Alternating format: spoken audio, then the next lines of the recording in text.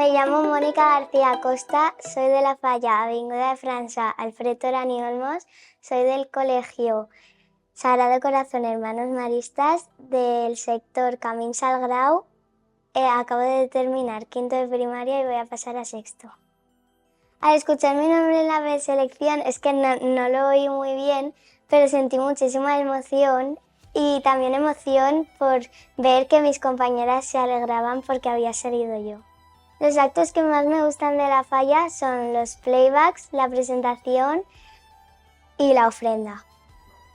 Las falleras mayores infantiles de Valencia que me gustan son Marina García Rivas, Paula Nieto y Sofía Soler, pero en general me gustan todas. Y Marina García Rivas porque creo que tiene un saber estar muy bueno y siempre está con una sonrisa. Paula Nieto igual. Y Sofía Soler no la he visto mucho, pero sé que por vídeos, sé que tiene un saber estar, tiene una sonrisa y es muy amable.